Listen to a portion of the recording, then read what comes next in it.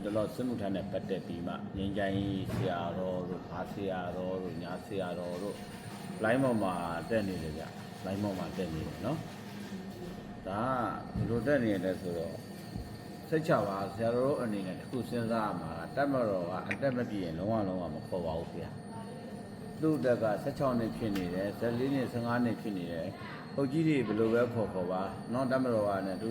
ူစင်မဲ့ပါစင်မဲ့သူတို့ရိုးစင်မဲ့တကယ်လို့မှအတက်မပြေဘူးဆိုလို့ရှိရင်ရှင်ဘုရားတို့ကခေါ်ပါဆိုရင်တော့မှမခေါ်ပါဘူးဗျာနော်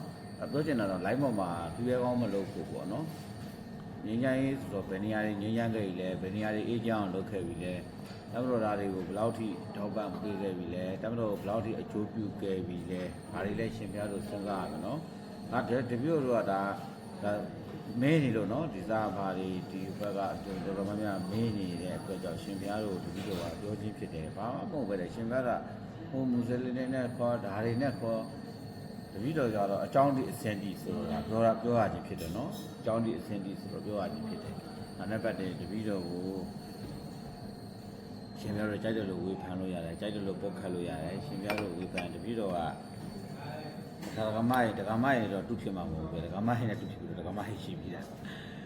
ဘုန်းကြီးရဟန်းတန်ခါချင်းချင်းပြန်ပြီးမှခြေပါတယ်တပည့်တော်လည်းပြန်ခြေပါမှာနော်ပြန်ပြီးခြေပါမယ်ဒါပုံမလင်းလင်းပြောတာပေါ့နော်ဒကာမရေနဲ့တော့တပည့်တော်ရေရှိတော့ဒါကြီးဖြစ်မှာမဟုတ်ဒကာမရေနဲ့တူတော့ဒကာမရေရှိပြီးတာနော်ခြေပြီးတာဒါလေးလည်းပြောချင်ပါနော်အဲ့တော့ရှင်ဘုရားတို့ကတပည့်တော်ကိုပုံရိပ်ကြောင်အောင်လုပ်နေတယ်လို့ပဲတပည့်တော်ကမြင်မိတယ်နော်တပည့်တော်တို့ကစစ်မှုထမ်းတဲ့ပတ်တဲ့ဘာပြောတယ်လဲဆိုလို့ရှိရင်သူတို့နဲ့ပတ်သက်လို့ရှိရင်မခေါ်နဲ့မဟုတ်ခေါ်အယောင်းဝယ်မလုပ်နဲ့ဒီဝယ်စားမလုပ်ကြောင်းပြီးမှလူပြင်းလဲတာတို့ပေါ်တာမလုပ်နဲ့ရုပ်အမလဲလမ်းကြောင်းပဲဗျာရှင်မြတ်ကိုမှဆိုတော့အိမ်နဲ့ညဆိုရင်အုတ်ကြီးတွေကစစ်မှုထမ်းနဲ့ပတ်သက်ပြီးအိမ်ထဲကိုဆွဲတယ်တပည့်တော်ကဆွဲတယ်ဟုတ်ပြီအုတ်ကြီးတွေအနေနဲ့မဆွဲဘူးအဲ့တော့မဲကြတဲ့အတိုင်းလာမှာလားစင်းစစ်ကြပြေးလာမှာလားဒါဆိုဆွဲစရာအကြောင်းမရှိဘူးလေသူကမဲစင်းပေါက်ပြီးတဲ့ဟာမပေါက်တဲ့မလာတဲ့အတွက်ကြောင့်ညမှာအိတ်ချတဲ့ဆွဲရဒါလည်းအပြစ်ပြောလို့မရဘူးနော်ဒီပြောလို့မရဘူးအုတ်ကြီးတွေကဆွဲလိုက်တယ်ဆွဲပြီးမှဟောငွေအယောင်းဝယ်နဲ့လဲပေးလိုက်တယ်ဆိုတော့တစ်မျိုးပေါ့ဗျာနော်တစ်မျိုးပေါ့အဲ့တော့ငိမ့်ချိုင်းလောက်ထားနဲ့မတူပဲနဲ့မငိမ့်ချမ်းအောင်တပ်မတော်ကိုအထင်လွဲအမြင်လွဲအောင်လုပ်နေတယ်လို့ပဲတပည့်တော်ကတော့မြင်တယ်တုံးတက်မိတယ်လို့ပဲတပည့်တော်ကထင်ပါဗျာနော်ဒါတော့တူရဲကောင်းလှုပ်ချင်တယ်ဒါတော့တပ်မတော်ကဘာလို့ပြည်သူအကျိုးပြုချင်တယ်ဆိုရင်ထိထိရောက်ရောက်အကျိုးပြုတာတိတယ်တပည့်တော်ရှင်များတော့905ရဲ့လွဲအောင်လုပ်ပြီးမှပတ်စံဘယ်လောက်ပေးပါ905ရဲ့နိုင်ငံရေးပုံမှန်ရှင်များတော့ဒါမှမဟုတ်လုပ်ခဲ့ရတယ်အများကြီးပဲအကုန်လုံးအဲ့လူတွေပတ်စံပေးပြီးမှလုပ်ခဲ့တဲ့လူတွေကြောက်မှတူပြီးခေါ်ပြလိုက်လို့ရတာနော်အဲ့တော့ပြောချင်တာကတော့သရဟိတာတွေငင်းချိုင်းတွေဘာတွေပုံစံမျိုးတွေလုပ်ငင်းချိုင်းလုပ်မှဆိုရင်လည်းရှင်များတို့ကြိုက်ကြောင်းတဲ့တိုင်မလုပ်နဲ့IDN ပလောင်နေရှိတဲ့နေရာတွေကိုတွားပြီးမှကြာနာဆွေးနွေးချက် PDF တွေရှိရနေကြာနာတွားဆွေးနွေးဟုတ်လားကြာနာတွားဆွေးနွေးနော်သရဟိတာလုံးမှလားကြောင်းတဲ့တိုင်လုံးမနေအပြင်မှာတွားပြီးမှရှင်မြတ်လိုအပ်တဲ့နေရာတွေတွားထောက်ပံ့လှူတယ်ဟုတ်လား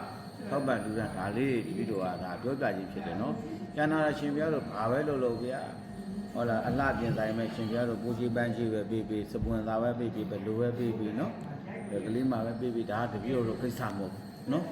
်အဲ့ဒါတစ်ခါတလေကျတော့ခြေပြောင်းလုပ်လိုက်တဲ့အရာတွေတက်မတော်ရမ်းပုံကြီးကြတယ်ဆိုတာလေးတော့ပြောချင်ပါတယ်နော်ပြောချင်ပါတယ်။ဒါလေးတပည့်တော်ကတော့တတိပေးတာပါတတိပေးရဆိုတာရှင်ပြတော်အတွက်ကိုတတိပေးခြင်းဖြစ်တာနော်တတိပေးခြင်းဖြစ်တာ။ဒါရင်ရှင်ပြတော်ဟာငါပြောမဲ့သူဒီမှမရှိဘူးဆိုရင်ရှင်ပြနော်မငြိမ်းချမ်းမနိုင်အေးဆေးတဲ့နေရာတရားရတဲ့နေရာရောက်သွားလိုက်မယ်။ဒါလေးလည်းပြောချင်တာပေါ့နော်ပြောချင်တာပေါ့နော်။ဒါတပည့်တော်ကတော့ချင်းချင်းနေမှုကြောင့်တစ်ခါတလေပြောရခြင်းဖြစ်ပါလိမ့်မယ်နော်။စစ်မှုထမ်းနဲ့ပတ်သက်လို့ရှိရင်တော့တပည့်တော်ကပြောတယ်ဆိုတာကမတရားလို့ပြောတ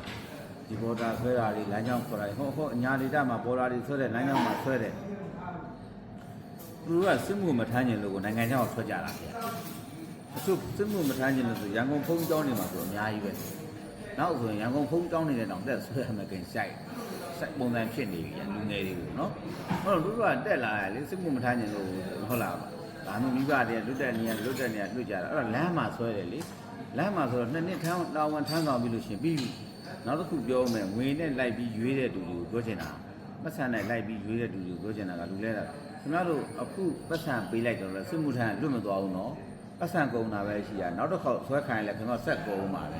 ဲလူလဲနေရတဲ့တော့ပြီးဆုံးတော့အောင်တကယ်တမ်းထမ်းဆောင်ပြီးမှအဲ့ခင်ဗျားတို့ပတ်စံလဲပြီးအလဲထက်ထလိုက်တဲ့စစ်မှုထမ်းကအဲ့ကလေးကပဲ စစ်မှုထမ်းစဉ်လက်မှတ်ရမှာအဲ့ခင်ဗျားတို့ပတ်စံပေးပြီးမှလူလဲလိုက်ကြံခဲ့တယ်လက်မှတ်ရမှာမဟုတ်ဘူးเนาะဒါလေးလည်းတတိပေးချင်တာပေါ့ဗျာเนาะ